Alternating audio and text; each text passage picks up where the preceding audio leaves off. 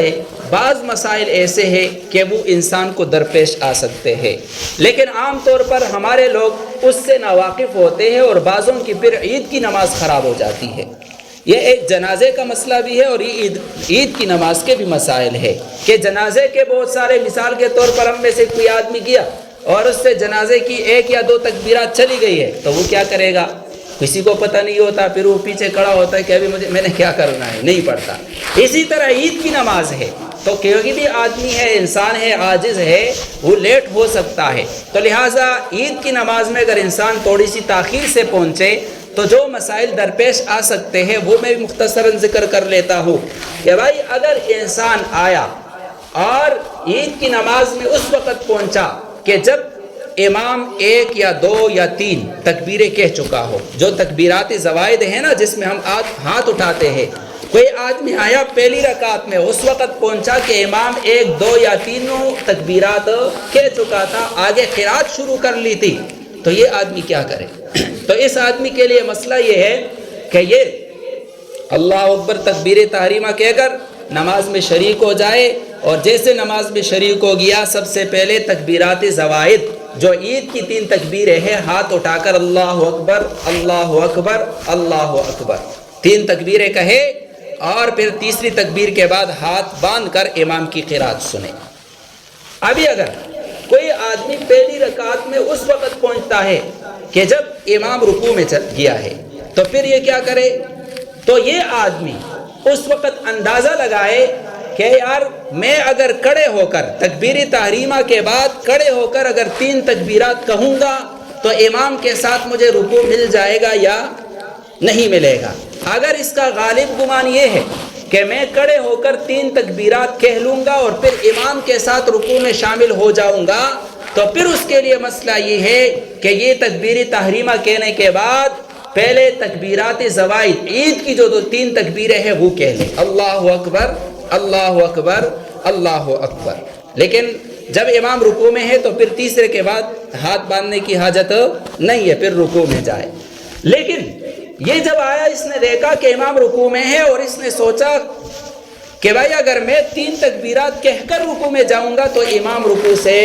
اٹھ چکا ہوگا، تو پھر اس آدمی کے لیے مسئلہ یہ ہے کہ یہ تکبیر تحریمہ کہنے کے بعد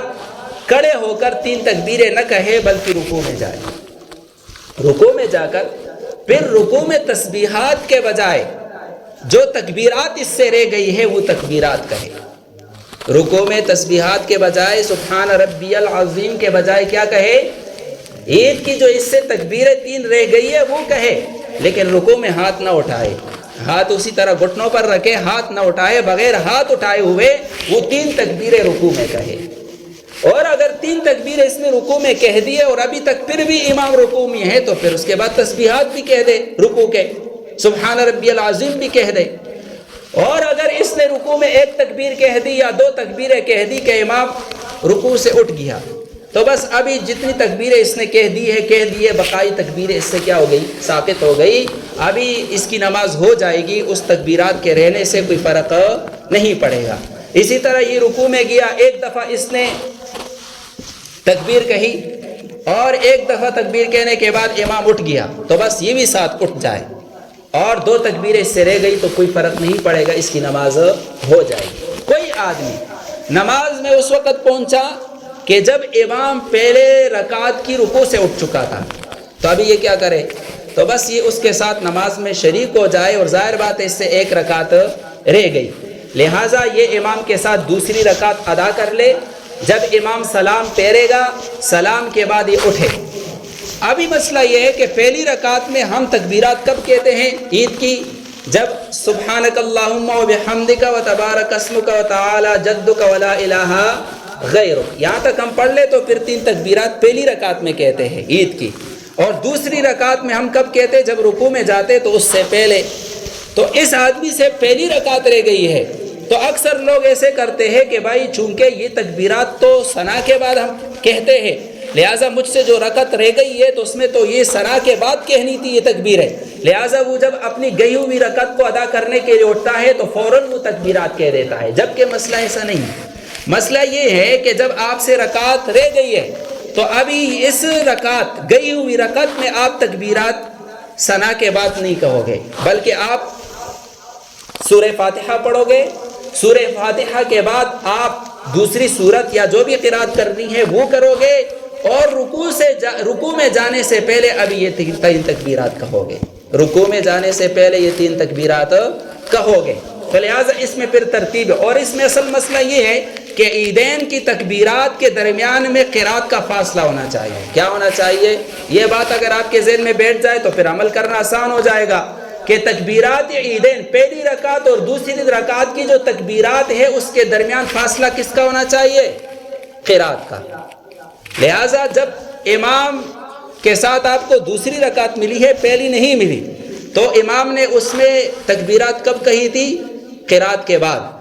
ابھی دوسری تکبیرات جب آپ نے کہی ہے اور آپ گئی ہوئی رکعت کے لیے اٹھو گے تو پہلے اگر آپ نے تکبیرات کہہ دی تو آپ کے دونوں تکبیروں کے درمیان میں قرات کا فاصلہ نہ آیا، اس لیے آپ پہلے قرات کریں اور اس کے آخر میں کیا کریں؟ تکبیرات کہیں۔ کوئی آدمی عیدین کی نماز میں اس وقت پہنچتا ہے کہ جب دونوں رکعتیں اس سے گئی ہے، ہاں اگر دوسری رکعت میں اس وقت پہنچتا ہے کہ جب امام کچھ تکبیرات کہہ چکے ہو، تو اس میں وہی مسئلہ ہے جو پہلے رکعت میں نے بیان کر دیا کہ بھائی وہ اپنا اندازہ لڑائے کہ اگر کھڑے ہو کر یہ تکبیرات کہہ سکتا ہے امام کے رکوع سے اٹھنے سے پہلے تو کھڑے ہو کر دے، اور اگر دوسری رکعت میں اس وقت شامل ہوتا ہے کہ امام رکوع میں ہے تو پھر بھی اندازہ لگا دے کہ بھائی یا امام کے ساتھ رکوع مجھے مل جائے گا تو پہلے کہہ دے، اگر یہ ہے کہ بھائی کھڑے ہو کر میں تکبیرات کہوں گا تو امام کے ساتھ رکوع نہیں ملے گا تو پھر رکوع میں جائے اور رکوع میں تکبیرات کہے، رکوع میں۔ ابھی اگر دوسری رکعت میں کوئی آدمی امام کے ساتھ اس وقت شامل ہوتا ہے کہ جب امام دوسری رکعت کے رکوع سے بھی اٹھ چکا ہے، تو ظاہر بات ہے ایسے آدمی سے عید کی دونوں رکعتیں چلی گئی، وہ نماز میں شریک ہو جائیں اور پھر اٹھ کر 2 رکعتیں اسی ترتیب سے پڑھے جس ترتیب سے امام کے ساتھ پڑھتے ہیں، یعنی پہلی رکعت میں ثنا کے بعد تکبیرات کہہ دے اور دوسری رکعت میں پھر قرات کے بعد رکوع سے پہلے تکبیرات کہے، اسی ترتیب سے پھر ادا کرے۔ اور اگر کسی آدمی سے عید کی نماز ہی رہ گئی، کوئی آدمی اس وقت پہنچا کہ بھائی جب امام سلام پھیر چکا تھا، تو لہٰذا پھر یہ کیا کرے؟ تو پھر اس سے عید کی نماز چلی گئی، اب یہ اللہ کرے، سمجھ آیا؟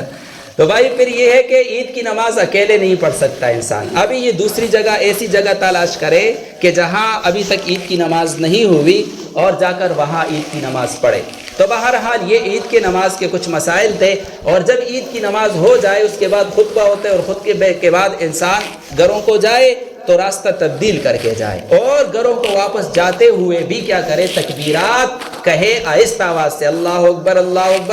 لا الہ الا اللہ واللہ اکبر وللہ الحمد۔ یہ